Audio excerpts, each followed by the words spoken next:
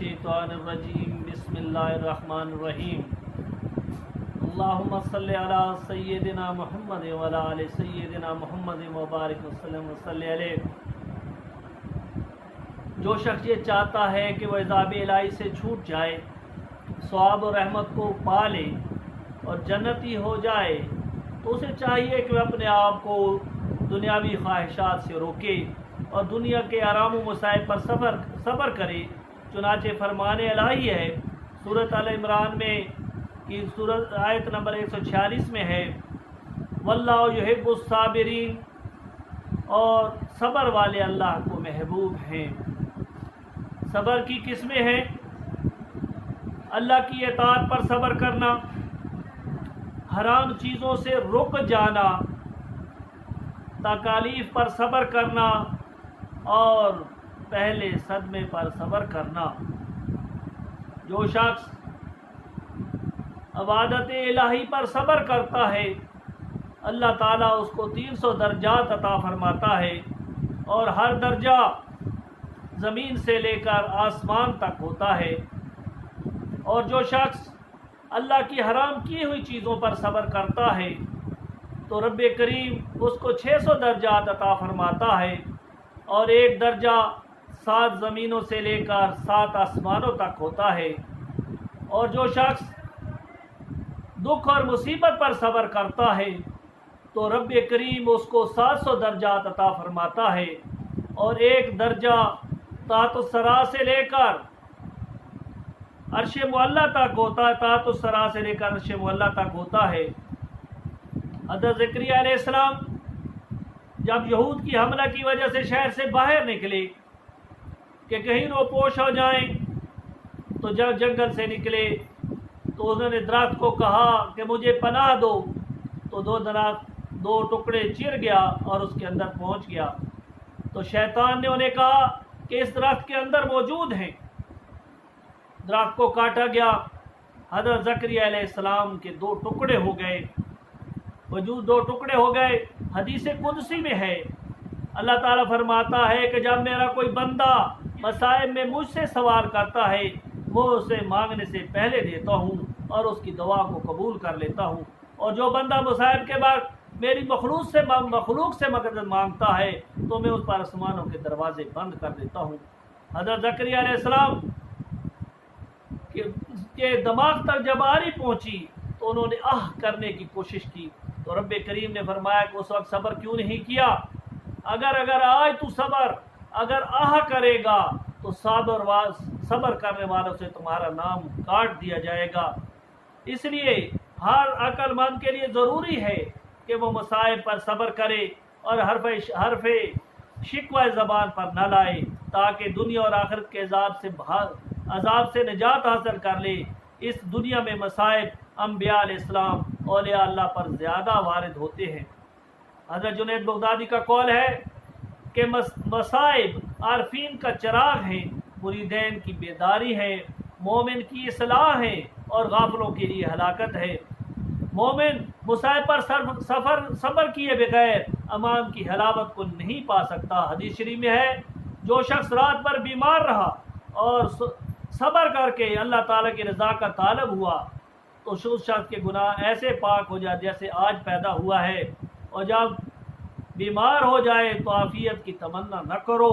حضرت ضحاک کہتے ہیں کہ جو شخص 40 رات دن میں گرفتار رنج و علم نہیں ہوا، یہ سمجھو کہ اللہ تعالیٰ کے ہاں اس کے خیر اور بھلائی نہیں ہے۔ جب حضرت معاذ بن جبل رضی اللہ تعالیٰ عنہ سے مروی ہے، جب بندہ مومن کسی بیماری میں مبتلا ہوتا ہے تو اس کے بائیں کاندھے والے فرشتوں کو کہا جاتا ہے کہ اس کے گناہ لکھنا بند کر دو اور اس کے نامہ اعمال میں بہترین لکھو۔ حدیث شریف میں ہے کہ جب کوئی بیمار ہو جاتا ہے تو اللہ تعالیٰ اس کی طرف 2 فرشتے بھیجتا ہے کہ جا کر دیکھو میرا بندہ کیا کہتا ہے۔ اگر وہ کہتا ہے فرشتہ الحمدللہ، تو رب کریم فرماتا ہے کہ اگر اس کو موت آ گئی ہے تو اس کی بخشش ہو جاتی ہے، اور اگر زندگی ہے تو اس کو بہترین گوشت اور اس کو خون عطا کیا جاتا ہے۔ بنی اسرائیل کے اندر ایک فاسق و فاجر انسان رہتا تھا، اس کی بدکاریوں سے سارے عاجز تھے۔ رب کریم نے حضرت موسیٰ علیہ السلام سے فرمایا کہ لوگوں کو اس کے شر سے بچانے کے لیے اس کو شہر بدر کر دو۔ اس کو شہر سے باہر نکال دیا گیا، اور اگر تو اس کو باہر نہیں نکالے گا تو سارے جو آگ برسے گی اس میں بھی یہ بھی شامل ہوگا۔ فرمان الہی ہوا کہ اس بستی سے نکال دیا جائے۔ جب موسیٰ علیہ السلام نے اس کو بستی سے نکال دیا تو اس نے غار میں جا کر ٹھکانہ لگایا۔ اب وہاں پر وہ بیمار پڑ گیا، اس نے کہا یا رب العالمین، ماں باپ بہن بھائی رشتہ داروں سے تو مجھے دور کیا ہے، یا رب العالمین اپنی رحمت سے مجھے دور نہ کرنا، اپنے فضل سے مجھے دور نہ کرنا۔ رب کریم نے کیا اس کے لیے فرشتے بھیجے جو کہ باپ کی شکل اختیار کی، اور حور و غلمان بھیجے جو ماں باپ بہن بھائی اور رشتہ داروں کی شکل اختیار کر لی۔ جب وہ لوگ یہ سارے درست ہو گئے تو وہ آیا تو بڑے خوش ہو گئے، یہ سارے ان کے پاس پہنچ گئے، اس کے رونے والے پہنچ گئے، تو اسی خوشی میں اس کو مر گیا۔ رب کریم نے اور وہ جنازہ لے کر اس کے پیچھے پیچھے چلے۔ رب کریم نے حضرت موسیٰ علیہ السلام کو فرمایا کہ جاؤ فلاں جگہ پر میرا پیارا بندہ مر گیا ہے، آپ اس کے کفن دفن کا بندوبست کریں۔ جب حکم الہی کے بموجب جب حضرت موسیٰ علیہ السلام غار میں پہنچے تو دیکھا تو یہ تو وہی نوجوان ہے جو مرا ہوا پایا ہے، انہوں نے پہلے شہر اور پھر بستی سے نکال دیا۔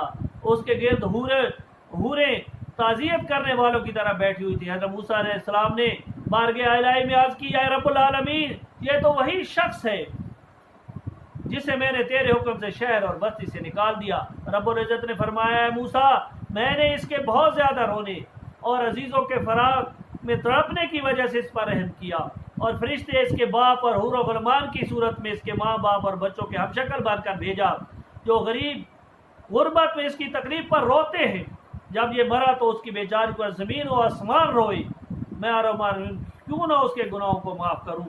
جب کسی مسافر پر نزاکہ عالم طاری ہوتا ہے، اللہ تعالیٰ فرشتوں کو حکم دیتا ہے، یہ بیچارہ مسافر ہے، اپنے اہل اولاد والدین کو چھوڑ چکا ہے، جب یہ مرے گا تو اس کا افسوس کرنے والا بھی نہ ہوگا۔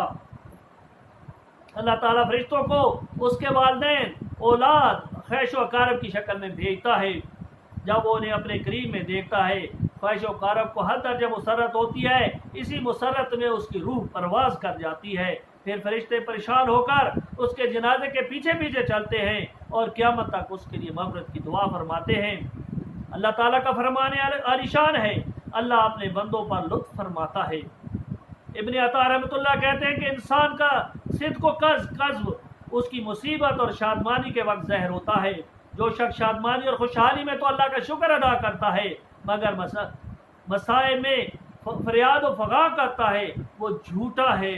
اگر کسی کو دو عالم کا علم عطا کر دیا جائے، پھر وہ صاحب کی جلغار ہو اور شکوہ شکایت کرنے لگے، تو اس پر اس کا یہ علم و عمل کوئی فائدہ نہیں دے گا۔ حدیث قدسی ہے، اللہ تعالیٰ فرماتا ہے، جو میری قضا پر راضی نہیں ہوا، وہ میری عطا پر شکر نہیں کرتا، وہ میرے سوا کوئی اور رب کو تلاش کر لے۔